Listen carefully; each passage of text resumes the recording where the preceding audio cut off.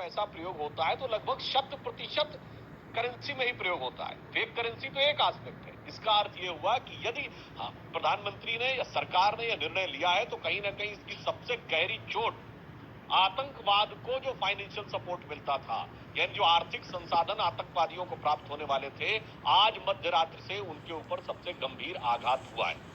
हाँ, जहां तक ये बात है, सरकार ने अपनी तरफ से पूरा प्रयास किया है, हर संभव या प्रयास किया है कि ऐसे उपाय किए जाएं जिससे इस संक्रमण काल में जनता को कम से कम कठिनाई का सामना करना पड़े। परंतु फिर भी यदि कोई कठिनाई आएगी तो वह एक ऐसी स्थिति है जिसमें हम सबको मिलकर उसको बियर करना होगा, क्योंकि यहां पर विषय सिर्फ काले धन का ही नहीं था। मैं कह रहा हूं, अगर आतंकवाद की घटना होती तो उसमें सामान्य परिवारों के लोग ही तो सबसे ज्यादा मरते हैं और देश को कितना भारी नुकसान होता है, कोई अपंग होता है, किसी की जान जाती, क्या उससे ज्यादा गहरी वेदना या गहरा कष्ट का अनुभव करना पड़ेगा? मेरे विचार से नहीं। ऐतिहासिक परिवर्तन जब जब देश में होते हैं तो इस प्रकार की परिस्थितियों का सामना करना पड़ता ही है।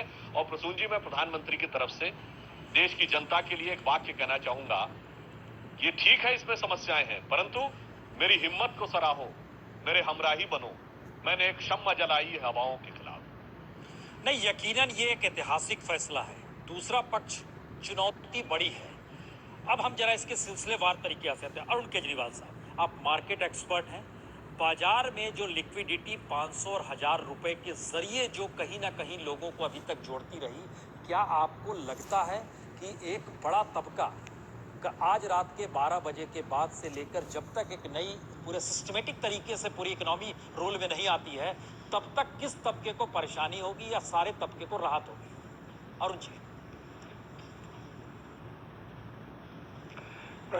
प्रसून जी, आपने दो सवाल को इकट्ठा जोड़ दिया है जी। जहां तक लिक्विडिटी की सवाल है, बाजार में कहीं पर भी आप रुपए देकर शेयर न तो खरीद सकते हैं न बेच सकते हैं। ये सब कुछ बैंक के जरिए ही होता है। तो ये नोट को जो बदली किया गया है या बंद किया गया है, इससे बाजार पर कोई भी असर नहीं आएगा। जहां तक नीजक रिएक्शन है, बाजार एक चीज जानता है, कोई भी चीज अचानक होती है तो बाजार 1 दिन 2 दिन 3 दिन उसके कारण गिरता है। लेकिन इसके आगे का जो हिसाब है, अगर आप कल शेयर खरीदना चाहते हैं तो आपके ऊपर कोई बंदिश नहीं है। आप शेयर खरीद सकते हैं क्योंकि उसके रुपए आप कैश में नहीं चुकाते। आपको बैंक अकाउंट से चेक लिखना पड़ता है, जो आज भी आप लिख सकते हो, 9 तारीख को भी आप लिख सकते हो और 10 तारीख को भी लिख सकते हो। तो मुझे नहीं लगता कि इसका असर बाजार पर 3 दिन के दायरे के बाद रहेगा।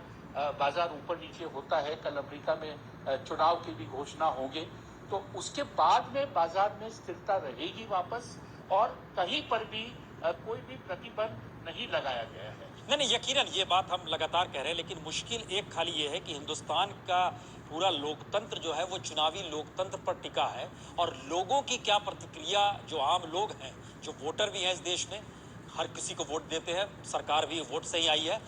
बालकृष्ण, आप लखनऊ में मौजूद हैं, क्या प्रतिक्रिया है लोगों की?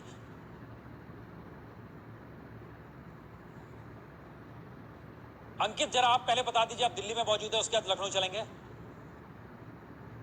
वजह से 500 और 1000 के नोट कागज के समान हो जाएंगे। प्रधानमंत्री नरेंद्र मोदी की घोषणा है कि आज रात 12 बजे के बाद 500 और 1000 के नोट अमान्य हो जाएंगे। हम दिल्ली के मयूर विहार के एक पेट्रोल पंप पर हैं और यहाँ पर देख सकते हैं जो हलचल है वो बेहद तेजी से बढ़ गई है। जो भीड़ है आमतौर पे होती है, लेकिन इस वक्त कुछ ज्यादा ही हो रही है। कुछ लोग जो हमारे साथ हैं उनसे ही बात कर लेते हैं। 500 और 1000 का नोट बंद हो रहा है। यहाँ पर भी आपने देखा है कि मना भी कर रहे हैं शायद। हाँ, ये लोग ले नहीं रहे। हमने पीसीआर भी कॉल करी है। ऊपर हम लोग मैनेजर के पास गए थे, उन्होंने पुलिस वाले पीएसओ बना रखे हैं और वो में गन दिखा के धमका रहे हैं, नीचे जाओ, हम नहीं भरेंगे। सीधा मना कर रहे हैं, हम लोग नहीं भरेंगे।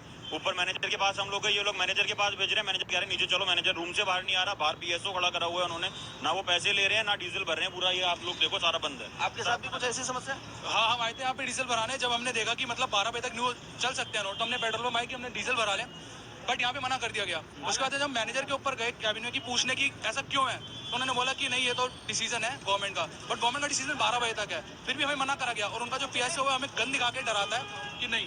सर आप अभी डीजल भरवाया है गाड़ी में और ये बोल रहे हैं कि पैसे नहीं लेंगे कैश। क्या ऊपर से किसी ने बोला कि पैसे नहीं लेना? सर हमारे अभी आप बोल रहे थे कि कैश नहीं लोगे, पैसे नहीं लोगे। जो हमें अलाउड है हम तब तो मना किया आपको नहीं वर्क कर रहे हैं हम तो ऊपर से क्या बोला था, क्या अभी मना कर? सर हमारे जैसे बोला जाएगा हम तो ऐसे काम करेंगे। पीएम ने बोला है कि 12 बजे के आप देख बाद सकते हैं पैसों को लेकर अभी से विवाद हो गया। दिल्ली के तमाम पेट्रोल पंप पे इस तरह की स्थिति है।